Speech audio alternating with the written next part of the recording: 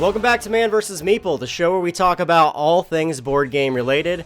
Today we're trying something different, David. Yeah, board game related and video game related. Dude, we're huge video gamers. Yeah. Now, it goes without question, we've both worked in the video game industry for years. We've been around them since we've been very little kids. Grew up on Ataris, ColecoVisions, and televisions, Nintendos, everything else that you can imagine. Yeah, it's really what led me to even playing board games, too. I mean, I love all things games, but I started with video games.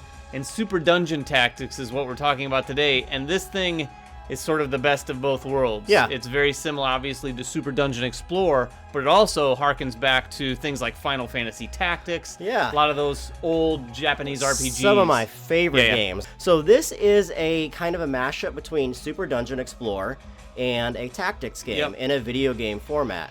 It's very cool because it's all campaign driven, and all the stuff that you do in Super Dungeon Explorer is done in a electronic format, so there's no more dice rolling. It's all done for you. Right. And they can do some really cool, unique stuff in this game that you can't do in a board game. Yeah, they definitely, and things they haven't done in video games either, where they're sort of incorporating sort of the DNA of the board game, but in the video game format. So we're going to go ahead and show you a couple different aspects of the game. First off, this is on sale now. It went on sale today, February the 15th. We'll try to get this video out shortly. And they're running a 1-week sale for 20% off on the game. And I think the regular price is $19.99, so I think you're going to be getting it somewhere around $15, $16. And it's available on Steam. Yeah. So you can check it out there. As we said, it's based off of Super Dungeon Explorer. The entire game has 15 characters that you can play, and they retain all the chibi aspects that you get in the typical Super Dungeon Explorer game. So there's 15 characters, about 35 to 45 hours of gameplay. Yeah, it's a good length of game. I mean, this is the kind of game that you would expect from a video game tactics style game. Right. There's 255 unique weapons in the game, and that's without the 1.2 update. There may be more stuff coming with that, which should be very soon. And there's 55 total tiles or levels in the game. Those are basically areas tiles, that you go to. So this is the guild hall, and I wanted to show you guys this because this is where you do all of your planning in the game. You get ready for your next mission. There's a variety of different missions you can play. There's training scenario missions, there's story missions, and then there's bounty missions, which you'll want to do in order to farm more equipment. Yeah, you can actually farm in this game, which is pretty interesting too. And I like the way they did weapon distribution in this game too. Typically in games, you can get really low level weapons depending on what level you are. This game has a progressive leveling system with all the weapons, so the more stats you get with your character, the better levels, the better weapons that you get according to where you are in the story. Yeah, it's cool. So let's show you how this actually works. In here, you're going to pick one of the quests that you want to go on, and it'll show you a story map here of all the locations. I'm about a third of the way through the game right now. You have your purple are your story missions. Your bounty missions are the ones that you'll be wanting to farm to go over. On the right-hand side, it tells you how many items you can take with you. Items allow you to move your character further, heal characters, get armor buffs, and all kinds of different things. You only start with 2 items. I've unlocked a backpack, which gives me a 3rd item. Cool. And then you get to, this is awesome, you get to set the difficulty of the game. Depending on the difficulty, it gives you bonuses in the game for finding certain kinds of mods, such as common, rare, and then mystic, which are your best weapons. It's hard to not want to go higher and higher with the lure of all the goodies. I know, but there's definitely a detriment when you do. I'm playing on veteran right now, which means that all your baseline stats for the enemies are normal. However, there is a death recover penalty. That means if one of your characters dies, if they start a new one, they only start at 1% of their normal health, which is hard, but also gives me a multiplier on finding new weapons in the game, which is fantastic. So you're going to pick, again, your items and the characters that you want to go on the mission for you. This is the best part that I absolutely love in the game. You have a hero builder, and on the bottom here, it shows all the characters that I've collected, and these are your typical fantasy tropes. You have your fighters, your rogues, your clerics. And you get these as you play, too. Yes, because, I mean, I've started the game, too. I'm a little ways into it. And you just start with 2 characters, in fact. Yeah. And as you unlock them, you can name them, of course, whatever you wish to name them. But this portion is awesome. So you have 4 different kinds of items that you can equip. You have weapons, you have armors, and then you have 2 kind of buff type things. But this is great. Each of these weapons gives you a unique die face to it. This is super cool. So, for instance, I have a axe equipped here, and it gives me a critical hit and a movement. If I equipped a different weapon there, it could give me different buffs.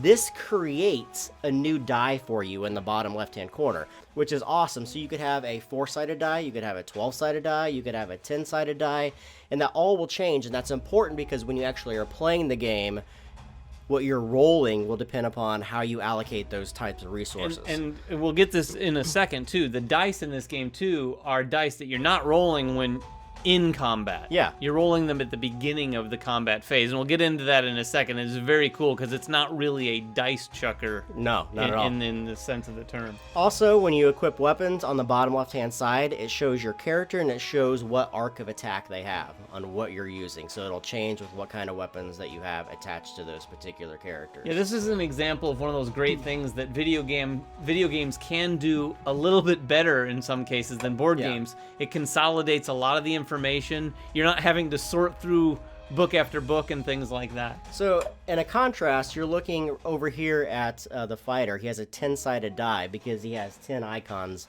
up here. But if you look at my barbarian, it's just a 6-sided die. And that's because they have less icons on the equipment that they have. Right, and it's cool because you can not only pick the things, pick the sides of the dice depending on what equipment you have out, but the number of sides. So you're able to kind of play around with the probabilities there. You could really lay someone up so there's only 2 options on the die faces, but it's a very high percentage chance you're going to get what you want. So I'm actually going to go into a mission right now and show you how all this kind of collates together.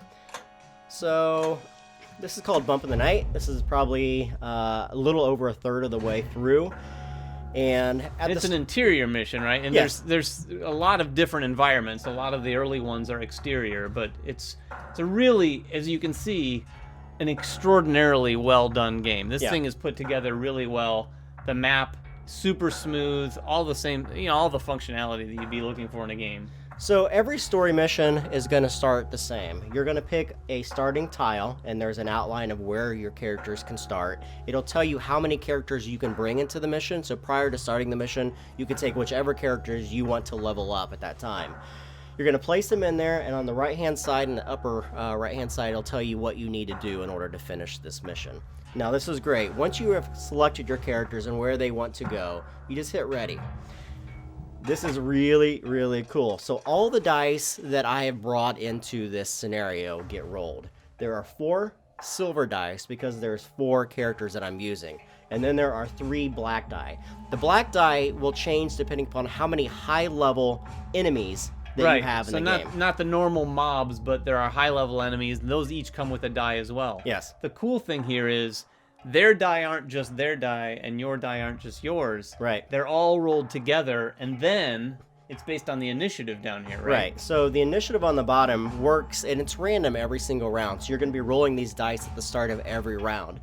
In turn order of where they get to take their initiative in the round, you allocate these dice to particular different characters. Some of the dice will give you a critical hit. Some of them will allow your character to move further. But the big ones are the ones that have the blue and the red button on them. Those are tied into specific weapons that your character can have equipped. So you could be doing a sweeping attack that does more damage, or a attack that debuffs the characters that you're hitting. Very, very cool.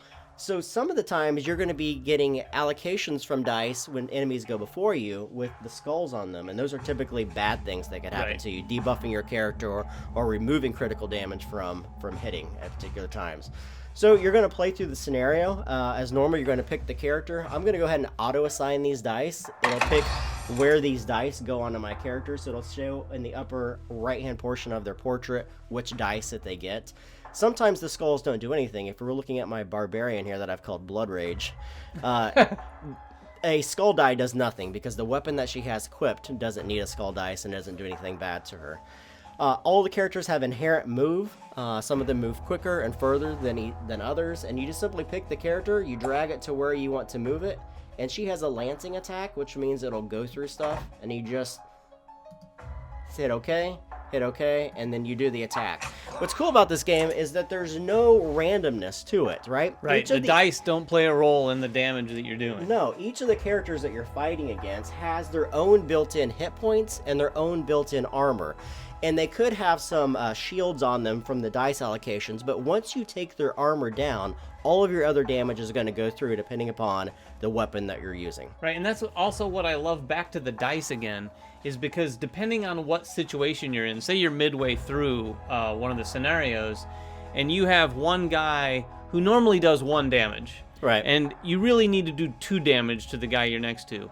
When you're drafting, not drafting, but choosing your die at the beginning, you're able to say, okay, in this situation, I'm going to give him the extra damage just so I can finish that off. Yeah. Whereas generally, you might give him extra movement because his base movement may be a little lacking or something like that. So how the story actually pans out, most of the missions are single tiles at the start, but I'm starting in getting to some of these missions where there are multiple tiles. So you have to do a fight. Once the fight is over, it progresses to a new tile without going back to your guild hall. So you have to make sure that you have the right equipment packed. You have to make sure that you have enough healing potions, because when your characters die, or whatever hit points you're left over with one tile, they'll carry over into the next tile, which is really cool. And that's how these games, the difficulty really ramps up. Yeah. Because when you have to last longer and longer and longer in these things, that's where it becomes very difficult. So how does this all tie in with Super Dungeon Explorer?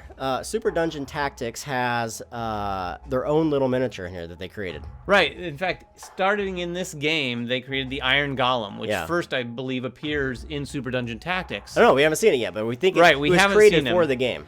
And for Super Dungeon Explorer, they actually created a real miniature for that game. You can actually get this, comes with a key for the game, as well as a miniature. So this is really the kind of thing that's for existing fans of Explore. And hopefully to get them into Tactics.